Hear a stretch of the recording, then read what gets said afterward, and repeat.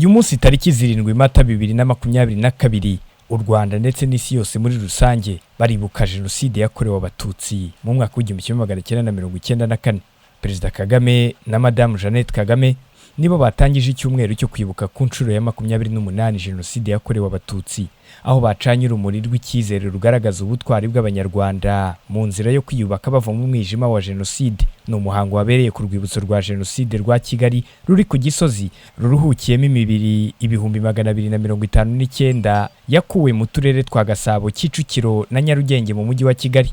Mbere yo gucana urumuri rw'icyizere ruzamara iminsi 100, Perezida Kagame na Madame Jeannette Kagame bashyize indabo kumva rusange ndetse banunamira imibiri y'inzirakarengane za jenoside yakorewe Abatutsi ishyinguye ku Gisozi. Dr Bizimana Jean Damascene, akaba Minisitiri w'Ubumwe bw'Abanyarwanda n'inshingano mboneragihugu, yagarutse ku mateka ya politiki y'ivangura ryaranze ubutegetsi bwasimbuye ubwami.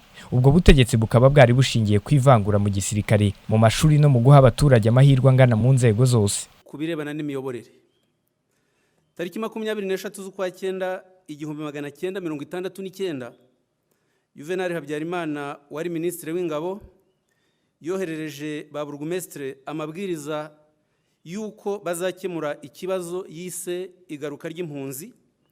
Yandika ko igaruka ry'impunzi mu Rwanda rinyuranyije n'amategeko, asaba kuzigenzura babyitayeho kugira ngo iryo yinjira ryonona amategeko rihagarare burundu.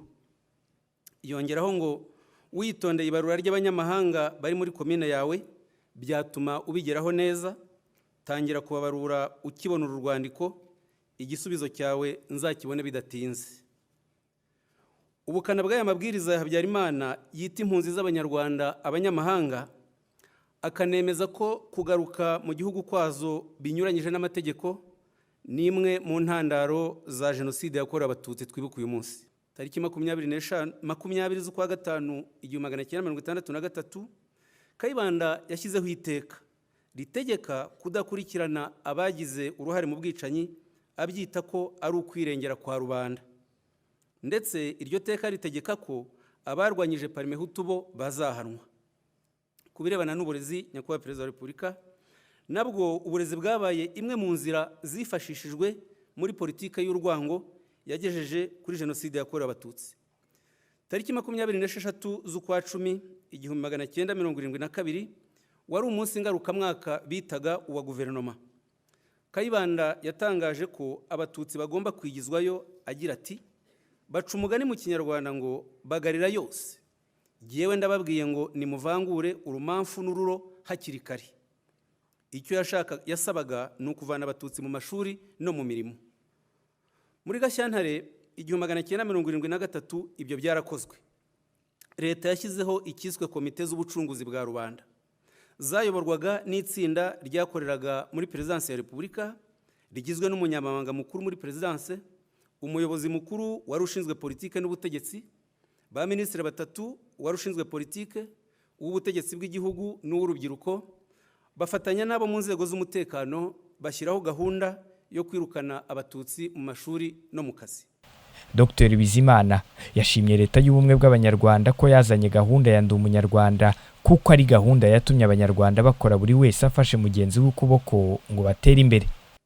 Nyakubahwa Perezida wa Repubulika, Abanyarwanda dushima kandi dushyigikiye imiyoborere itavangura mwahaye u Rwanda nyuma yo guhagarika jenoside.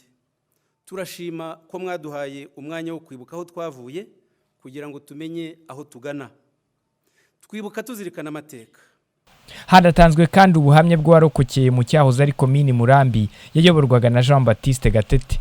Yavuze uko Abatutsi mu cyahoze ari Umutara bafatwaga nk'ibyitso by'inkotanyi, ndetse kubwo jenoside yakorewe Abatutsi yatangiraga mu mwaka w'1994 hari muri Mata, ndetse umugambi wo kwica Abatutsi wahise ushyirwa mu bikorwa, ukanakorwa ku bufatanye bw'abanyapolitiki n'inzego z'umutekano.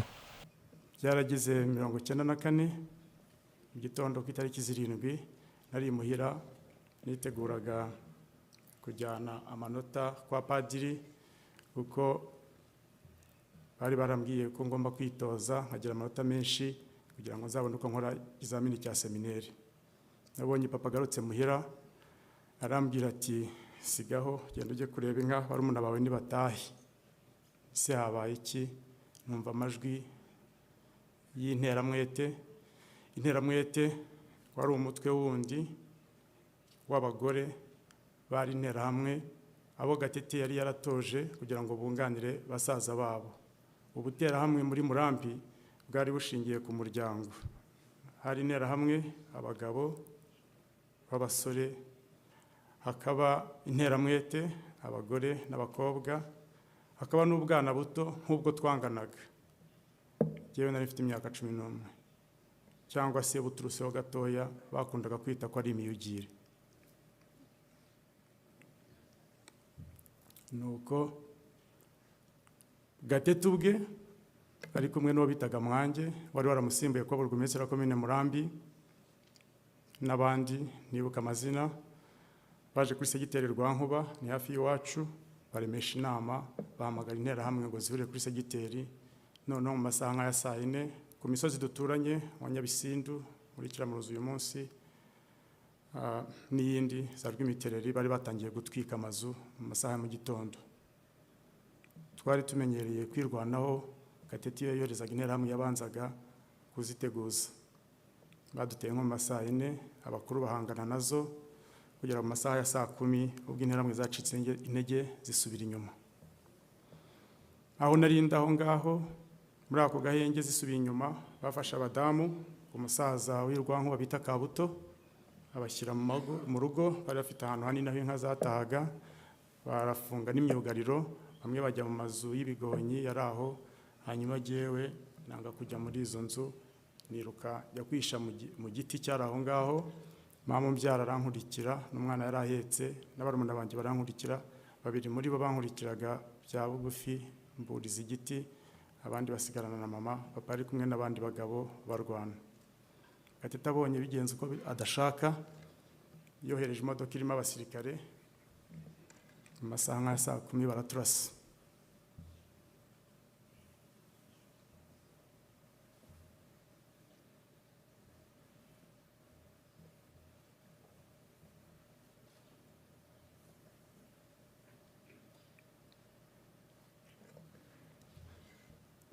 Mbarire nuko uwo mwanya bamaze kuturasa babaga barwanaga bacika intege bariruka hafi bashobora guhungira ni mu gishanga cya Muhazi kubahazi cyangwa se Kanyonyomba.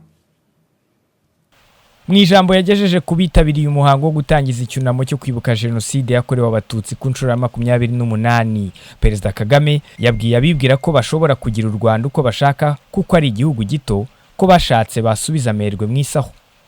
Imwe mu nteruro zigize ijambo rye yavugaga ngo But make no mistake, in this land of ours, small as it is, it has no small people. Perezida Kagame yavuze ko nubwo wakanga u Rwanda ukumva ko waruhunga ukitandukanya narwo, nta hantu uzasanga abantu b'agaciro kandi b'imfura nk'abanyarwanda. Kuri we ngo nta bantu b'agaciro kandi bafite ubuzima bufite icyo buvuze bitewe n'ibyo baciyemo nk'abanyarwanda. Perezida Kagame kandi yavuze ko nubwo hari abantu bajya bavuga ko bazi demokarasi ndetse n'imiyoborere ikwiye, bibeshya ku banyarwanda kuko bazi icyo ubutabera ari cyo n'icyakorwa ngo bubere abarutuye. By the very countries that talk about justice, that give lessons about justice, forget about justice. Let's talk about other things. They talk about democracy. They talk about all kinds of things. As far as I know, there are 3 systems that govern the world. One is the so-called democracy. The other is what they call autocracy. The third in between, that is silent, that is powerful, is that of hypocrisy. 3 systems. democracy, autocracy, in between, the most powerful, very silent, effective, and that is hypocrisy. But for us, we've learned our lessons. We will carry the names anyone is going to give us. I have no problem with that. But the lesson we have learned, and the lesson of things we knew anyway from the beginning, some of us, is that it doesn't matter how far you go from here, thousands, tens of thousands of kilometers, you are not going to find people that are more important or have more important lives than us, than we are.